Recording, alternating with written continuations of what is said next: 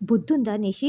Office అన్న తర్వాత ఇలాగే జరుగుతూ ఉంటే నువ్వు అందరి ముందర ఎలా గొడవ చేసావో నువ్వు అర్థమవుతోందా అని యువరాజ్ అరుస్తూ ఉంటే, అంటే భార్యను కాదని నువ్వు సెక్రటరీకి సారీ చెప్తూ కలిసి భోంచేస్తావా అని నిషి గొడవ పడుతూ ఉంటుంది.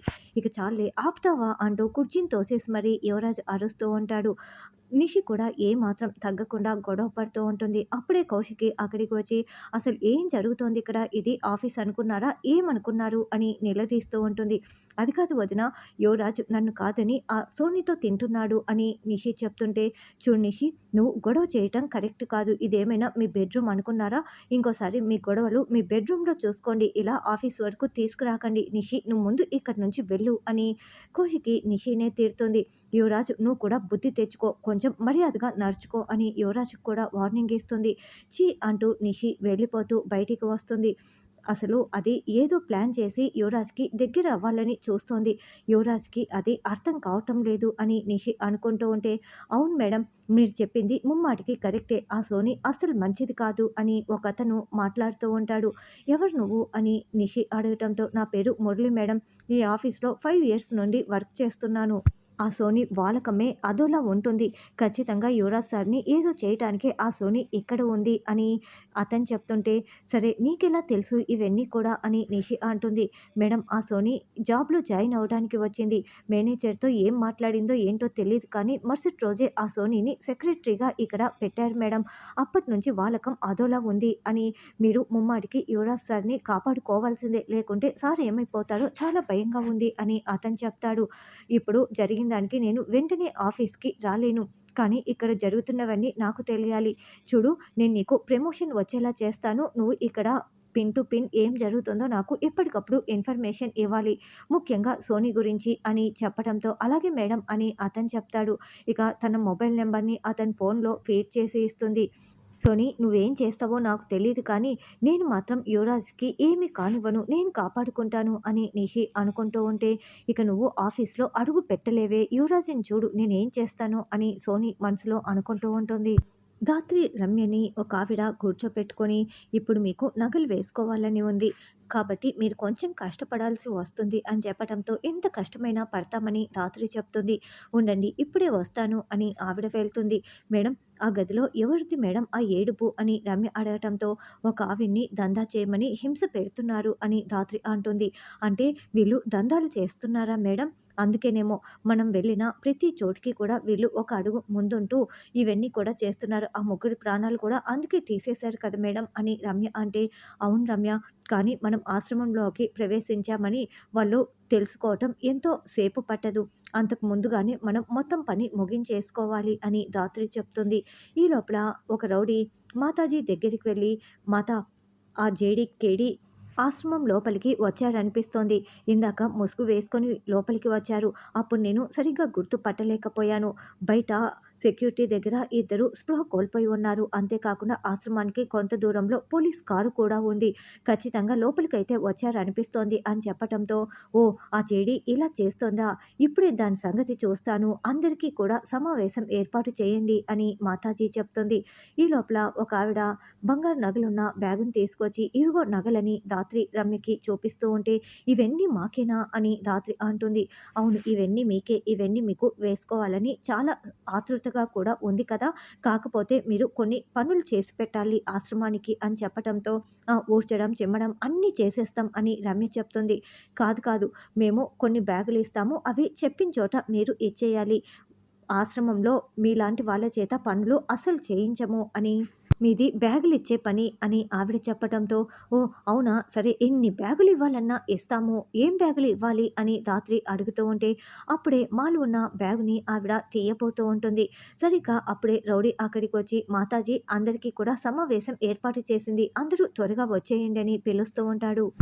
ఆ సమావేశం పూర్తయిపోయిన తర్వాత మీకు పని అప్పజెప్తాను అని ఆవిడ బ్యాగు పట్టుకు వెళ్తుంది. ఛ అని ధాత్రి కోపంగా చూస్తూ ఉంటుంది. చూడండి, నేను మీకు దేవుడు పంపించిన దూతని. నన్ను దేవుడే ఇక్కడికి పంపించాడు. కానీ కొన్ని దుష్ట శక్తులు మీకు నేను సేవ చేయకుండా అడ్డుపడుతున్నాయి.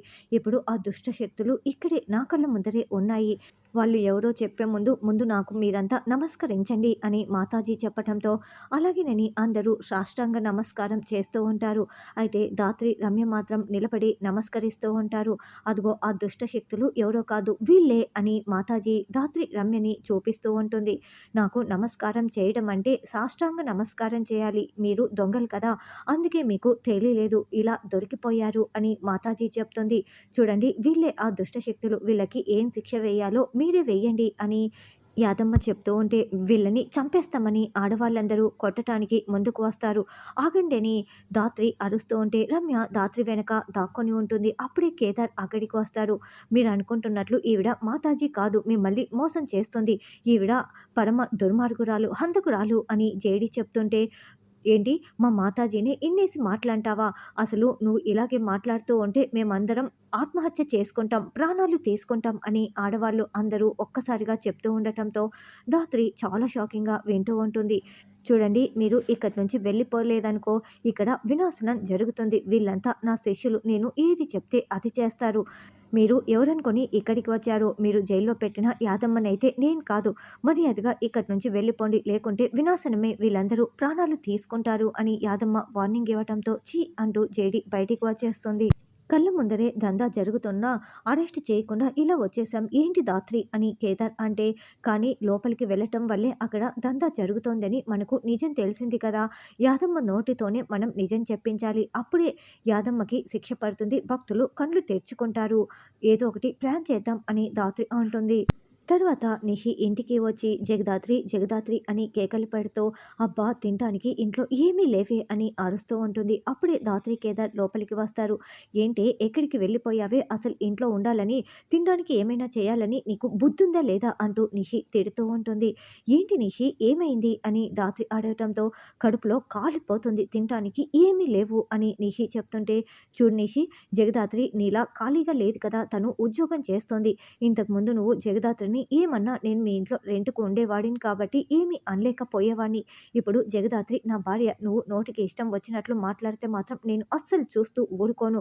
జగదాత్రి నా భార్యని గుర్తుపెట్టుకొని నువ్వు ఆకలితో ఉన్నా, ఆకలి లేకపోయినా మర్యాదగా మాట్లాడడం నేర్చుకో అని కేదార్ వార్నింగ్ ఇస్తాడు. ఛీ! ఏంటి నాకీ కర్మ అని నిషి వెళ్తూ ఉంటే, నిషి ఆకలిగా ఉందా? ఉండు నేను వండిస్తాను తిందువు అని ధాత్రి అంటుంది. నీ మొగుడికి చేసి పెట్టుకో అని నిషి వెళ్తుంది. ఏంటి కేదార్ నిషిని ఎందుకలా మాట్లాడావు అని ధాత్రి అంటే, చూడు ధాత్రి తను ఆకలితో ఉన్నా కూడా నీపై అలా నోరు పారేసుకుంటే నేను చూస్తూ ఊరుకోను. ఎందుకంటే నువ్వు నా భార్యవి. నువ్వు ఆకలితో ఉన్న వాళ్ళకి అన్నీ చేసి పెడతావు.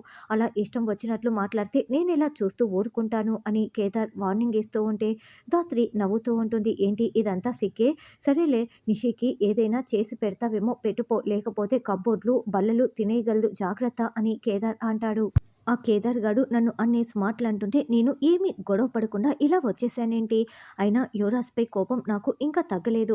ఆకలేమో దంచుతోంది. ఇప్పుడు శ్రీవల్లి కూడా ఇంట్లో లేదు ఏమైనా చేసి పెట్టమని అడగడానికి.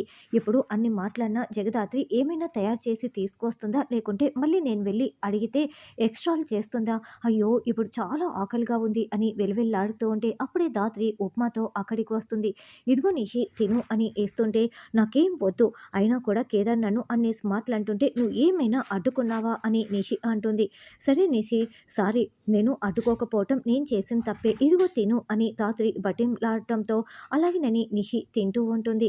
అయినా కూడా నువ్వు లంచ్ తీసుకువెళ్ళావు కదా, ఎందుకింత ఆకలిగా ఉన్నావని ధాత్రి అడగటంతో ఆ యువరాజ్‌కి సెక్రటరీతో కలిపి తినడానికి టైం ఉంటుంది కానీ నాతో తినడానికి ఎక్కడ టైం ఉంది అని ఆఫీస్‌లో జరిగిన విషయం నిషి చెప్తుంటే, అయ్యో మళ్ళీ గొడవ పెట్టుకున్నావా?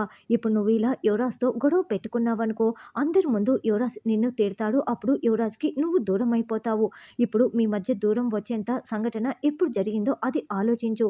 నువ్వు సోనీని దూరం చేయాలి కానీ యువరాజ్‌ని దూరం చేసుకోకూడదు. నేను చెప్పేది విను అని ధాత్రి అంటుంటే, యువరాజ్ నాకు దూరం అయిపోతుంటే నేను ఆలోచిస్తూ కూర్చోవాలా? నీకు బుద్ధుందా? నువ్వు ముందు ఇక్కడి నుంచి వెళ్ళవే. ఏం చేయాలో నాకు తెలుసు అని నిషి చెప్తుంది. తర్వాత ధాత్రి కేదార్ దగ్గరికి వచ్చి జరిగిన విషయం మొత్తం చెప్తుంది. యువరాజ్‌ది కూడా తప్పు ఉంది. నేను మాట్లాడతాను అని కేదార్ చెప్తాడు. తర్వాత మురళి యువరాజ్ దగ్గరికి వెళ్ళి, సార్ ఎంప్లాయీస్ అంతా వెళ్ళిపోతున్నారు. నేను కూడా వెళ్ళొచ్చా? మీరు కూడా వెళ్తారా? అని అడుగుతూ ఉంటే నాకు ఇంకాస్త వర్క్ ఉంది, నేను ఇప్పుడే వెళ్ళనని యువరాజ్ అంటాడు. సోనీ నువ్వు వెళ్ళవా అని మురళి సోనీ దగ్గరికి వచ్చి అడుగుతూ ఉంటే, సార్ వెళ్ళకుండా నేనెలా వెళ్తాను అని సోనీ ఉండిపోతుంది. వీళ్ళని ఇద్దరిని గమనించుకోవటం కోసం అతను వెళ్ళకుండా గమనించుకుంటూ ఉంటాడు. వీడు వెళ్ళడేంటి, ఈరోజు యువరాజ్కి నేను దగ్గర అవుదాం అనుకున్నాను, ఎందుకంటే నిషి గొడవ పెట్టుకొని వెళ్ళింది కదా, ప్లాన్ అంతా ఫ్లాప్ అయిపోయేలా ఉంది అని సోనీ కంగారు పడుతూ ఉంటుంది. అప్పుడే యువరాజ్ వెళ్తూ ఉంటాడు. సోనీ నీతో కొంచెం మాట్లాడాలి అని యువరాజ్ అంటే, సార్ ఈరోజు జరిగిన దానికి నాకు మాట్లాడే మూడ్ లేదు, రేపు మాట్లాడుకుందాం అని సోనీ వెళ్ళి యువరాజ్ కార్ టైర్‌ని పంక్చర్ చేసేస్తుంది. క్యాబ్ బుక్ చేసుకుందాం అని యువరాజ్ అనుకుంటూ ఉంటే, సార్ నేను డ్రాప్ చేస్తాను, నేను బాగా డ్రైవ్ చేస్తానని సోనీ చెప్పి యువరాజ్‌ని తీసుకువెళ్తూ ఉంటుంది. ఇదంతా చూస్తున్న మురళి, నేను నిష్క మేడంకి ఫోన్ చేద్దామంటే సిగ్నల్స్ లేవే, వెళ్ళే దారిలో చెప్దాంలే అని అనుకుంటూ వాళ్ళని ఫాలో చేస్తూ ఉంటాడు. ఏంటమ్మా కౌశికి నువ్వు మాత్రమే వచ్చావు, యువరాజ్ ఎక్కడా అని సుధాకర్ అడగటంతో, యువరాజ్‌కి ఒక ఫోన్ కాల్ ఉంది, మాట్లాడిన తర్వాత వస్తాడు, నా వర్క్ అయిపోతే వచ్చానని కౌశికి చెప్తుంది. ఆ ఫోన్ కాల్ ఇంట్లో కూడా మాట్లాడొచ్చు కదా అని సోనీ గురించి మళ్ళీ నిషి తప్పు పడుతూ మాట్లాడుతూ ఉంటుంది. చూడు యువరాజ్‌తో నువ్వు ఆఫీస్‌లో గొడవ పడాల్సింది కాదు అని ఆఫీస్‌లో జరిగిన విషయం అంతా కూడా కౌశికి సుధాకర్‌కి